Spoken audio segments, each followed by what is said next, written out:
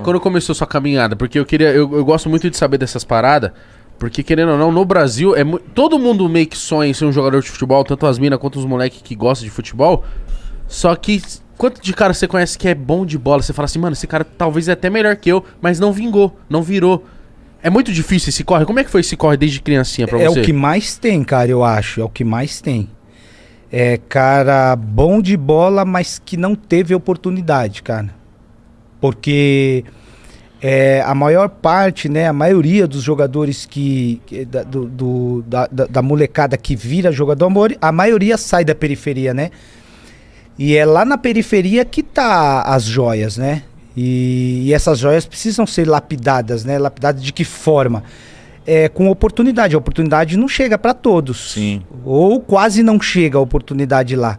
Eu falo porque eu saí da periferia, né? Eu nasci e cresci na zona leste de São Paulo. Qual que é? Eu sou de São Miguel. São Miguel. Ah, da hora. Eu nasci lá, cresci lá.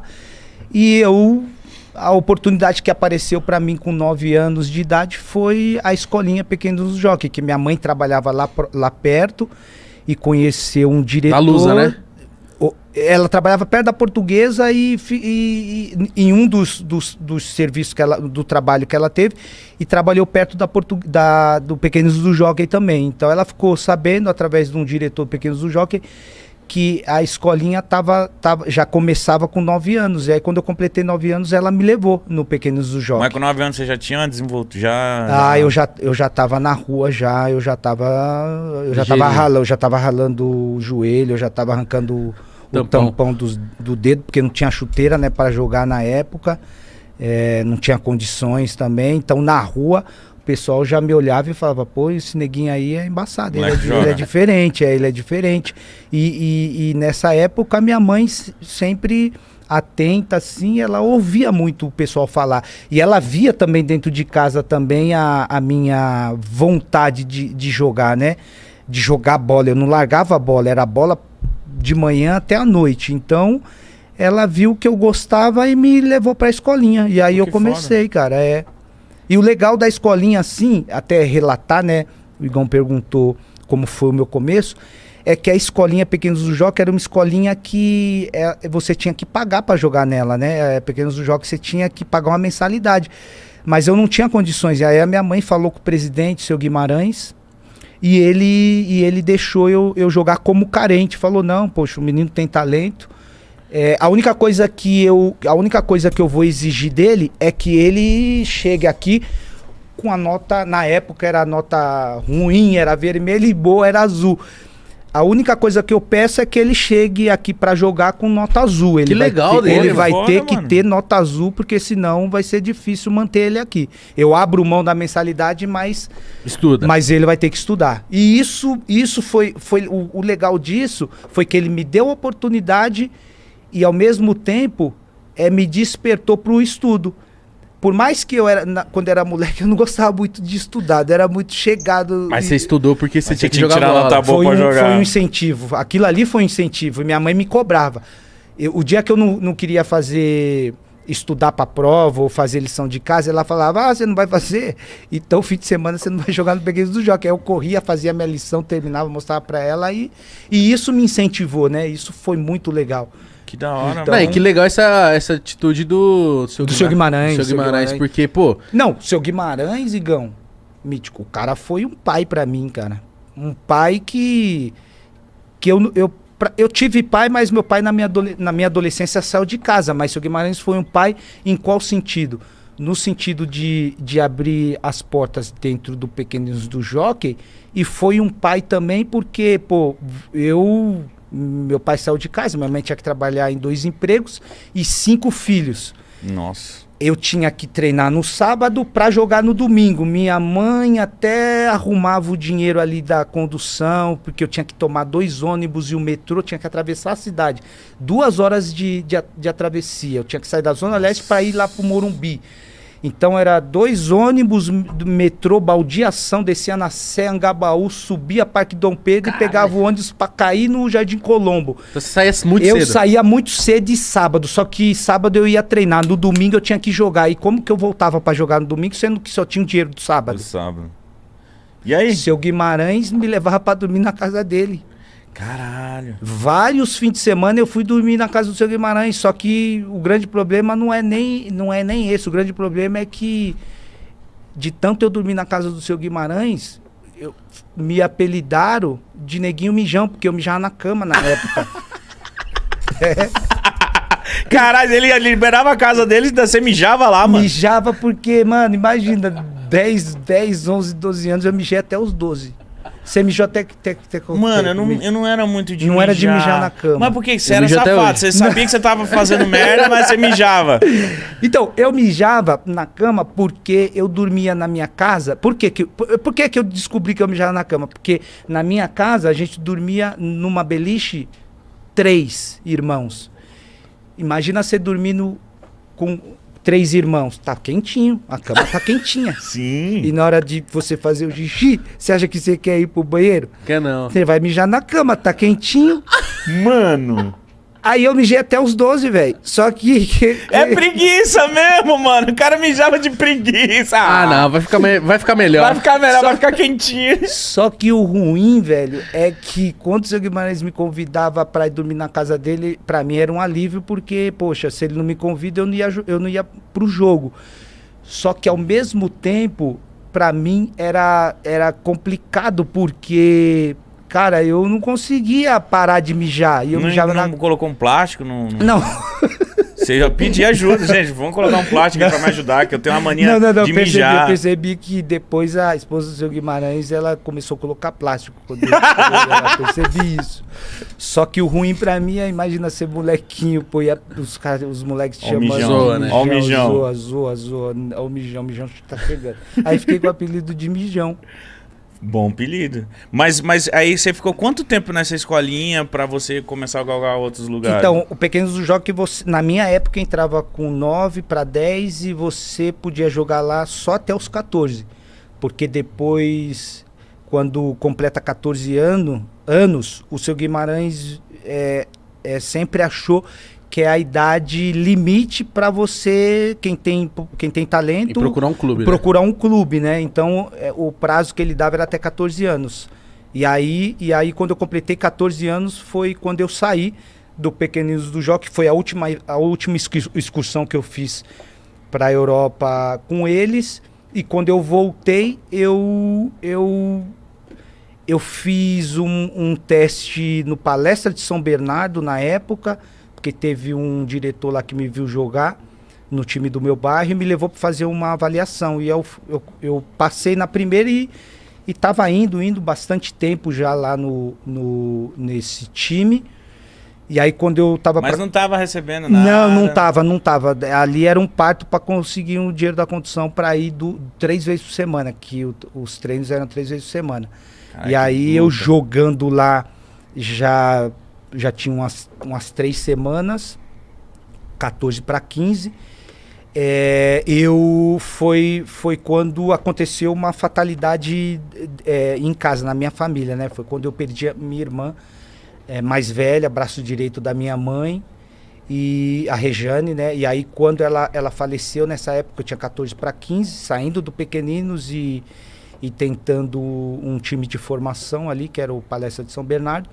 Foi bem nesse período que eu desisti. Foi quando eu desisti de querer jogar. Foi quando a minha irmã faleceu e eu cheguei na minha mãe, porque ela era o braço direito, ela que trazia sustento dentro de casa, éramos em 5.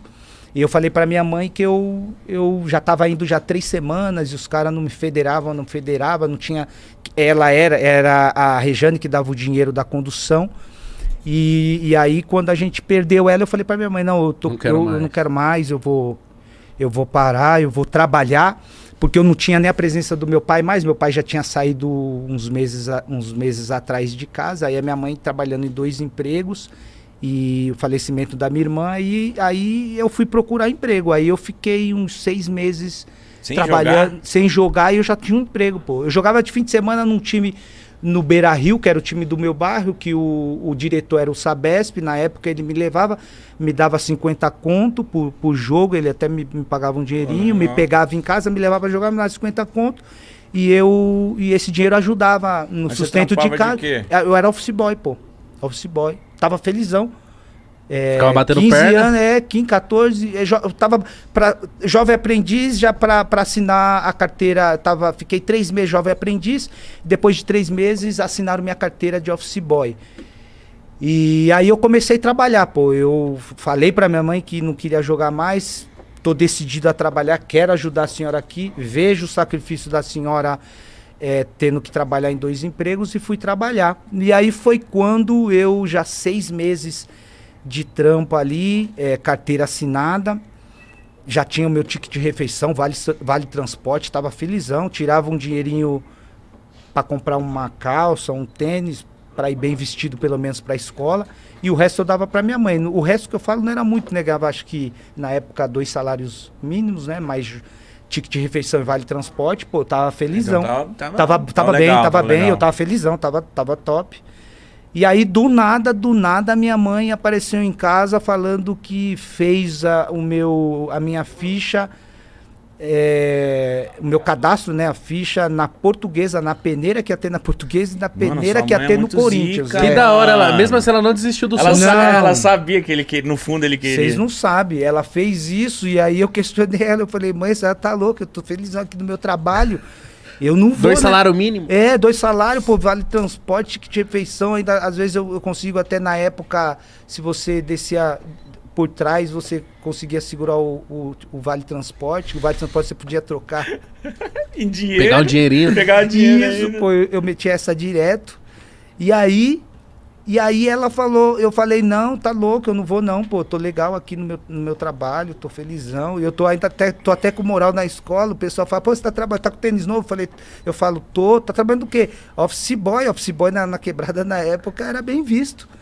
Porque ganhava um dinheirinho, comprava sua calça ali, Zump na época, é que vocês são novos, vocês não estão ligados. Minha mãe fala da Zump. Zump era embaçado, tinha uma Zumpzinha, conseguia um Adidas de couro ali, ou às vezes um quichutinho pra jogar, para bater uma bola. Então eu conseguia, com meu saláriozinho, comprar pelo menos um tênisinho. Então eu tava feliz, pô. Ia pra escola já bem vestido. E aí quando ela veio com essa, fiz a sua inscrição na Portuguesa. Daqui 2 meses a gente vai lá fazer a peneira. Aí eu falei, mãe, eu não vou não. Eu não vou porque eu tô trabalhando. E a senhora também, como é que a senhora vai me levar? Porque ela que sempre me levou, né? Aí ela falou, não tem problema não. Vou pedir dispensa pro meu patrão e peço pro teu também, que eu já conheço ele. Aí ela pediu dispensa e o patrão me dispensou, eu torcendo pra ele não me dispensar, né? Sério, mano? Na semana eu até falei pra ele, eu acho que, se eu não me engano, o nome dele era Seu Edivaldo.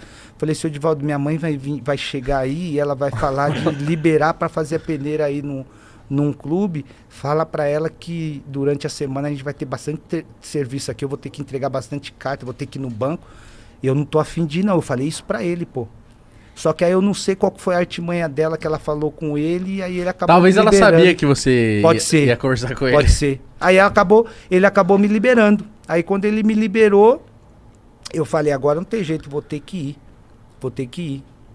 E aí foi quando eu fui. Aí... E aí, mas você chegou lá pra fazer um teste? Ou... Não era nem teste, não. Era peneira, Era né? peneira, mano. Teste é indicação. Alguém te indica, você vai e faz teste no time da tua categoria, da tua idade. Peneira, você faz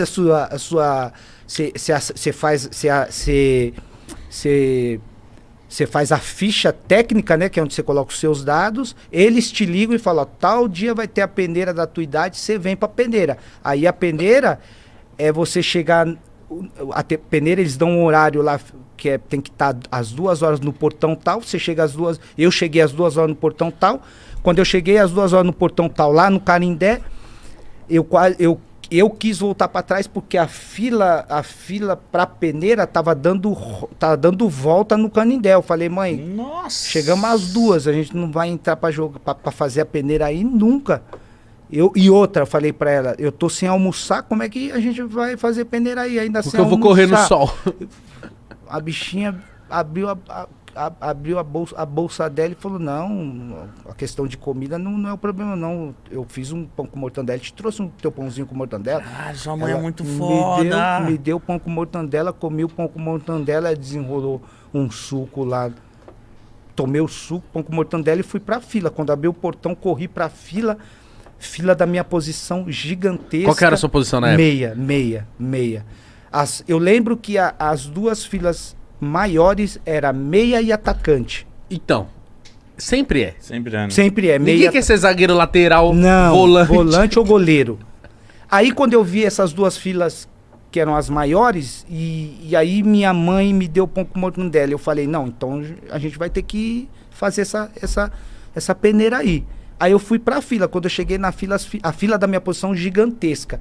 Aí eu comecei a olhar para as filas menores. Eu falei, mano, vou entrar em alguma dessas filas menores. As filas era quem eram os primeiros, lateral, esquerdo, direito, entrava pro campo, dividia os times e ia jogando. Então a fila era por posição.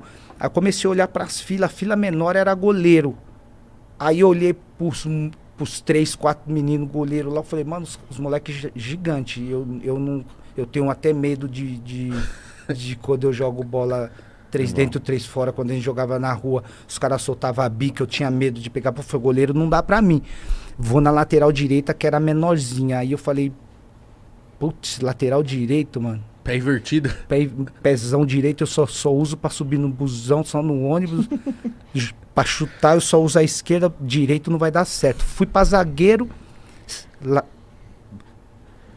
Zagueiro central, posição dos dois zagueiros. Zagueiro com pé canhoto, com o pé destro. Mano, os moleques gigantes, tudo fortão. Falei, mano, não vai dar pra mim não. Volante forte também. Aí eu olhei pra outra, pra posição seguinte, lateral esquerdo. Eu falei, mano, lateral esquerdo. A fila tá pequena, eu sou canhoto. Vou na lateral. E fui, pô. Fui entrar 7 horas da noite pra fazer a peneira. Na lateral, eu fui assim mesmo. Cheguei lá pra jogar. O treinador acho que já tava bem cansado, né? Desde meio-dia lá. Quando eu entrei pra jogar, deu 10 minutos, ele apitou. Todo mundo correndo atrás da bola, porque você não guarda a posição, você quer fazer gol, você quer dar uma assistência. Você quer se aparecer. Você quer se aparecer. Então, pra aparecer, você tem que correr atrás da bola. Lembro que nem na bola eu quase toquei. Terminou, ele juntou a molecada, que éramos os últimos, e falou, ó, de vocês que jogaram aqui, o único que foi aprovado foi você. Aí apontou assim na minha direção, né? Eu até levantei o braço. Aí ele fez assim, não é você não, é o menino aí do lado. E era o menino do meu lado, apontou qual o teu nome, pegou o nome, idade, pá. Não, você vem daqui 2 meses, daqui 1 semana, a seletiva vai estar menor, você vai passar para a próxima fase de avaliação. Os demais, infelizmente não deu certo, continua estudando, tenta outra coisa ou volta ao ano que vem. E você tava nesse bolo? Tava no bolo. Terminou, todo mundo levantou ali, eu muito desapontado, triste, né? Porque, pô, na minha cabeça vinha, perdi meu dia de trabalho pra vir aqui, não ser aprovado, os caras nem me olharam direito. E tô indo em direção da minha mãe pra gente ir pra Marginal, pegar o ônibus pra ir pro metrô, do metrô pra casa. Aí eu tô triste falando com ela e quando eu fui falar pra ela, pô, mãe, tá vendo? Eu falei pra senhora que não era pra gente vir, pô, eu já tinha falado, o cara nem me viu, eu conversando com ela, eu olho pro lado e ela já não tá mais do meu lado. Aí eu procuro ela, olho pra trás, tá ela e mais 2 mães de longe, assim, eu escutei elas questionando o treinador. Poxa, a gente faltou no nosso trabalho, meu filho até trabalha, pedi dispensa para chegar aqui, vocês darem 10 minutos. Isso não é justo. O senhor foi muito mal no critério de avaliação, não sei o quê, eu escutando isso.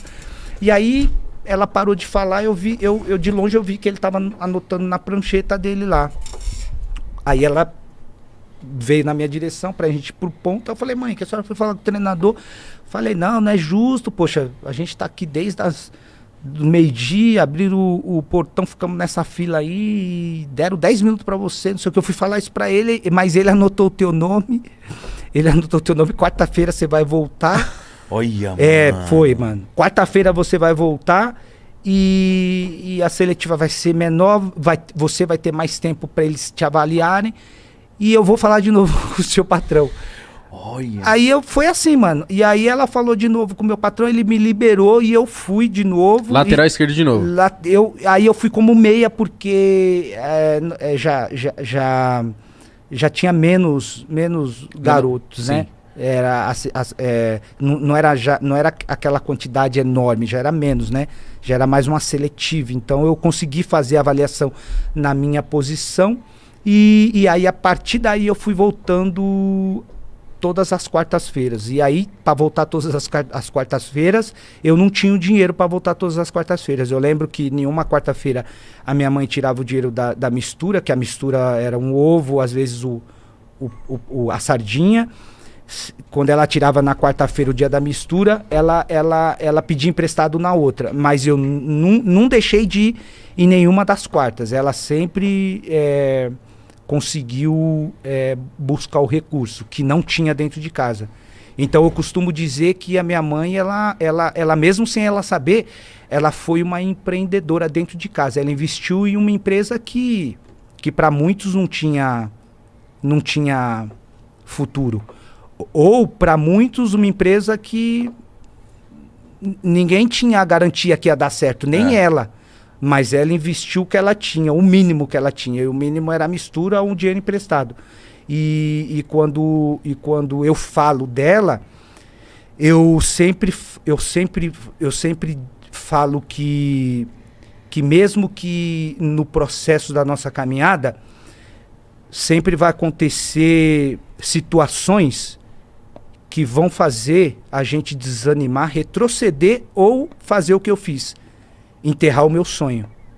Mas sempre no meio desse processo vai ter alguém que vai nos incentivar, vai ter alguém que vai nos estimular, vai ter alguém que vai falar para você, tenta de novo, vai mais uma quarta.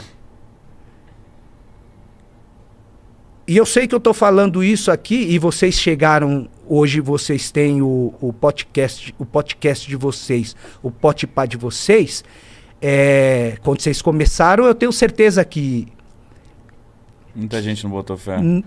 O apoio foi poucas pessoas que apoiaram. Sim. Sabe por quê? Porque todo começo de um projeto que venha a ser lançado, todo projeto precisa de um investimento. Eu sei que no começo não tinha investimento. Vocês tiveram que se virar nos 30 para chegar aqui hoje. Mas vocês chegam aqui hoje estourando, mas ninguém sabe o corre por trás. E quando me falaram para vir aqui falar com vocês, eu tinha certeza que a gente ia falar desse corre por trás. Porque é fácil falar do Zé Roberto, que jogou no Bayern de Munique. Quero aproveitar até a oportunidade, que eu tô vendo lá atrás um varal lá com as camisas pesadas, com os nomes pesados. Talvez essa camisa aqui sirva para aqui também. Mas lógico. Com certeza. Tem teu nome essa camisa aí? Não sei, vamos ver. Não vamos dar spoilers agora. Vamos ver se tá com nome ou tá sem nome. Essa aqui é pra vocês colocar naquele varal lá. Eu quero. Nossa, irmão. Zica, hein? Tá com nome. Tá com nome e tá assinada. Igão, tem que estar com o nome porque Bayern de Munique foi o time que eu joguei mais tempo na minha Sua carreira. Na minha carreira. Foram 6 anos, né? Então, além de ter jogado 6 anos, hoje eu sou um embaixador do Bayern de Munique, né? Você é embaixador do clube? Eu jogo pelos Legends, né? Do Bayern de Munique. Aí a galera fala, pô Zé, você parou de jogar e você ainda continua treinando, você tá no shape. Eu gosto de me manter porque, primeiro, qualidade de vida, né? Vida saudável foi praticamente o que eu vivi a minha vida toda. E outra, eu gosto de me manter porque o Bayern de Munique tem um time de Legends, né? E eu quando vou pra lá jogar, eles fazem 3 jogos por ano. Quando eu vou pra lá, eu quero sempre representar bem essa camisa que foi basicamente assim, uma camisa que trouxe muita história na minha carreira, né?